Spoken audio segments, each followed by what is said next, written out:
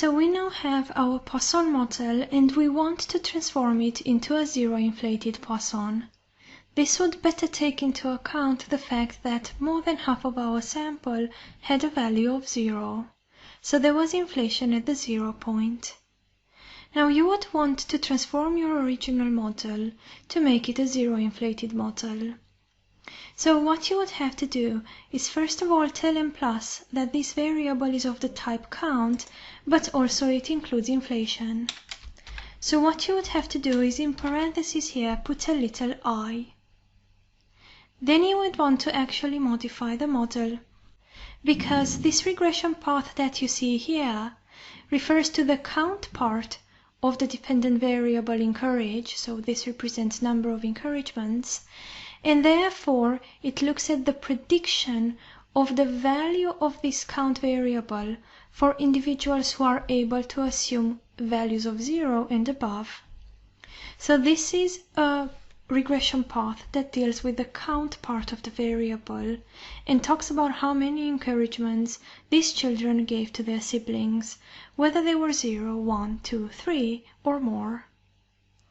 But then you would want to also have a second regression path, which deals only with the inflation part.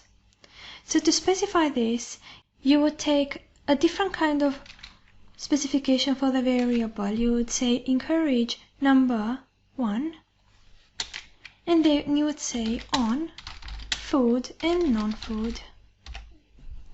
Now this would be a logistic regression of the binary latent inflation variable encourage on the covariates food and non-food, and this predicts the probability of being unable to assume any value except 0. So in other words, this is a logistic regression path which tells you what's the likelihood that you might actually offer some encouragement to your sibling. So this would tell you whether some kids are even capable to offer encouragement to begin with.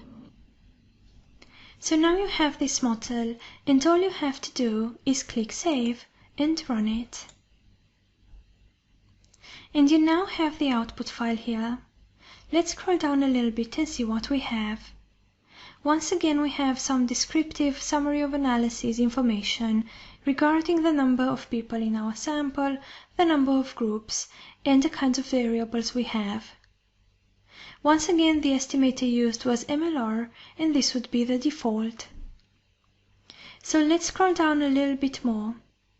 You will see once again that in our case, 57.4% of the sample had 0.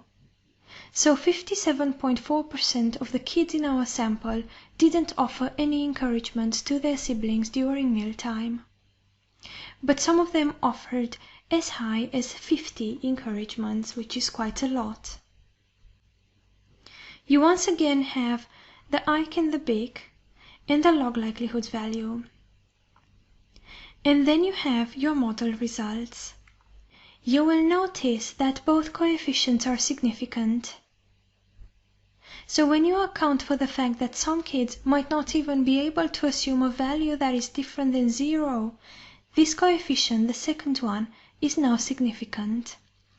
This was not significant in the previous model, where we didn't account for inflation at the 0 point. So what you would conclude here is that when the mother has an intense engagement with the index child, this child will issue more encouragements during mealtime to their siblings, because these two are both significant. At the same time, you will now see this second set of regression coefficients. Don't forget, this is now a logistic regression, and these coefficients are both positive and significant. They represent the fact that when the mother engages the index child regarding both food and non-food related issues, these children are more likely to issue encouragements to their siblings during mealtime to begin with. When the mother doesn't engage them so much about either food or non-food related issues, the child is less likely to assume a value of encouragement that's above 0. So this is the zero-inflated Poisson model. Now you might wonder which one to use in this case, and if you're in doubt, one thing you can do is you can actually do a comparison of the models. So I'm going to open them side by side and show you how to do it.